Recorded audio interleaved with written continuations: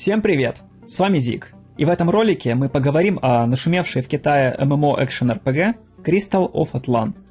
Игру разрабатывает и издает компания Newverse, принадлежащая китайскому холдингу ByteDance. Это ребята, владеющие TikTok. Собственно, у себя на родине игра имеет неплохие рейтинги, однако данное видео совсем не об этом. Все мы здесь сегодня собрались по той причине, что разработчики, после долгих проблем у издателя, все же решили анонсировать очередной закрытый бета-тест глобальной версии игры. Для особо нетерпеливых скажу сразу, что ссылку на регистрацию вы найдете в описании. Можете также оформить врыв в наш неофициальный русскоязычный Discord, где уже есть опытные игроки с прошлой беты. Приятного просмотра! Начать хочу с того, что хоть внешняя игра и напоминает типичную гачу, она и не является, и боевая система здесь интереснее, чем может показаться. Поэтому сперва поговорим о ней. На данный момент в игре есть 4 класса – мечник, мушкетер, магистр и кукловод. Каждый из них в процессе эволюционирует в один из двух подклассов, со своим уникальным геймплеем. И так как игра относится к жанру MMORPG, то в зависимости от класса и вашего стиля игры вы можете быть как классическим дамагером, так и примерить на себя роль танка или и вовсе стать хилом. Сильной стороной боевой системы можно назвать невероятную динамику боя. Врагов можно кромсать как на земле, так и в воздухе, задействуя смертоносные комбинации умений, подобрать которые вам поможет местное древо развития.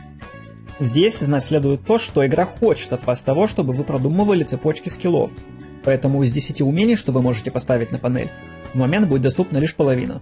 А оставшиеся умения со второго ряда будут требовать прожатия первого скилла в последовательности.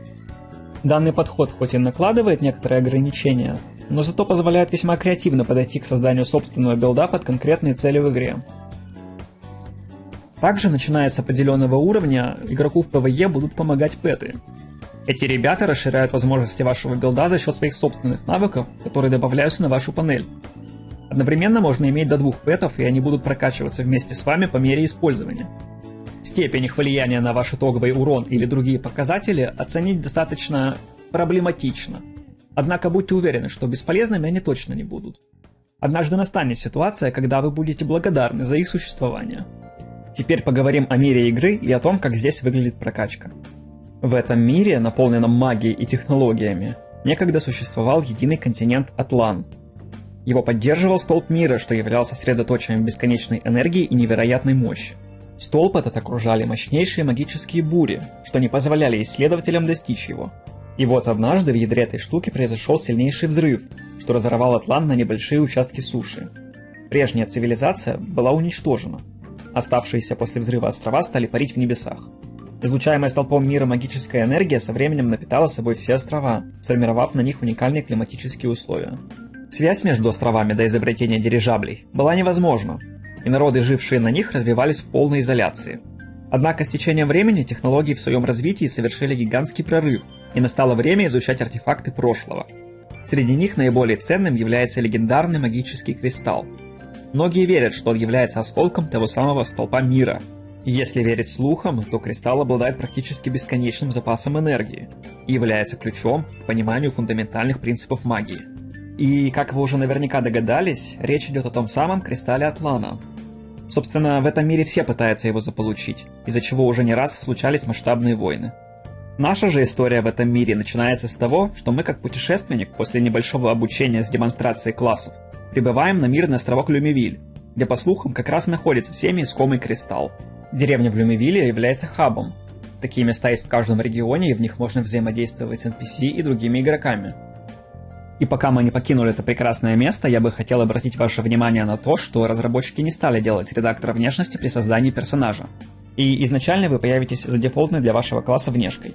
Однако не расстраивайтесь, прямо здесь в Люмивиле у специального NPC можно за копейки из небольшого пула склепать тот внешний вид, что вам больше по душе.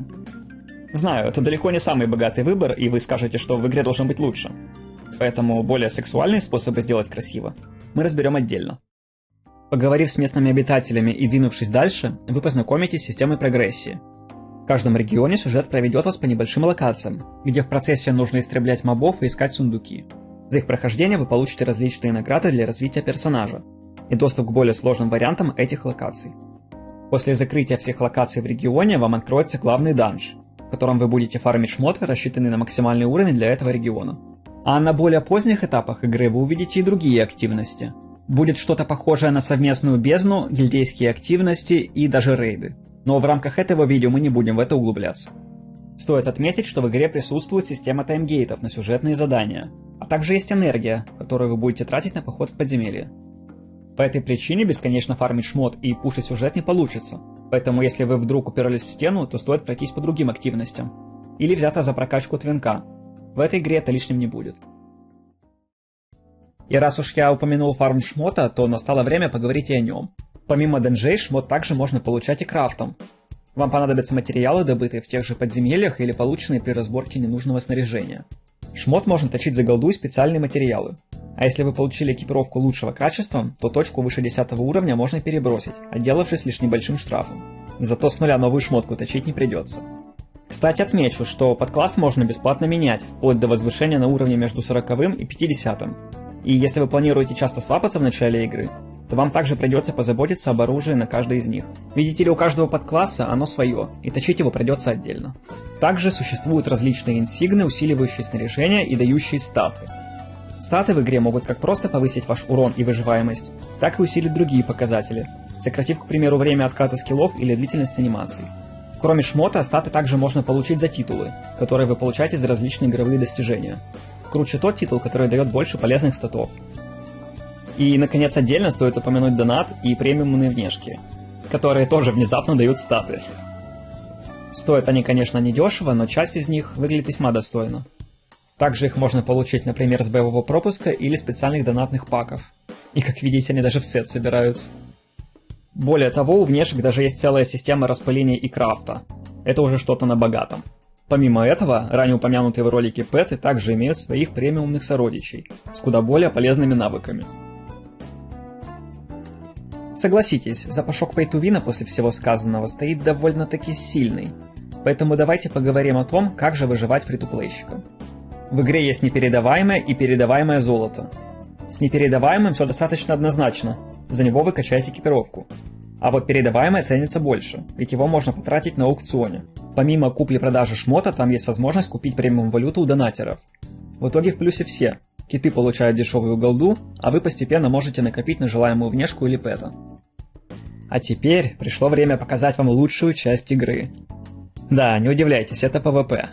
Если вас беспокоило его наличие или влияние ранее упомянутого доната на эту систему, то можете расслабиться. Ни PvE-шная экипировка, ни внешка с титулами, ни даже пэты. Все это не работает на арене. В PvP свой собственный шмот, который вы можете обменять, сыграв определенное количество матчей. И единственный элемент дисбаланса здесь заключается в том, что низкоуровневые игроки не могут себе позволить поставить высокоуровневые скиллы, из-за чего теряют в силе и вариативности. Но это все наверстывается буквально за несколько дней активной игры на свежесозданном персе. Да и с прямыми руками можно спокойно играть арену уже в первый день. Всего на арене два режима. 1 на 1 и 3 на 3. И если дуэльный вариант больше про какой-то киберспорт, то групповой PvP добавляет элемент хаоса и тактики. Особенно, когда обе команды состоят не из рандомов и сидят в войсе. Боевка в PvP более динамичная. У скиллов есть несколько уровней наложения и защиты от контроля, что позволяет умелому игроку как успешно защититься от нападения противника, так и самому атаковать сериями из нескольких умений, пока тот обездвижен. Однако бесконечно это делать не выйдет, так как есть порог здоровья, который можно снести за один прокаст, после чего соперник получит иммунитет к контролю и сможет уйти или дать сдачи. Также на арене есть система стамины, ограничивающая спам кнопками. Эта белая полоска расходуется за применение скиллов или когда игрока атакуют. За зарядами дэшей тоже нужно постоянно следить и нажимать их только в нужный момент, иначе не получится уйти от прокаста соперника. Тонкостей в PvP на самом деле сильно больше, чем я рассказал, однако я думаю, что для общего понимания этого достаточно. Огромное всем спасибо, кто досмотрел до конца. Прошу вас поставить лайк под видосом и распространить его, чтобы помочь в привлечении аудитории. И еще раз напомню, что ссылки на регистрацию на бета-тест и наш русскоязычный Discord находятся в описании. Всем пока!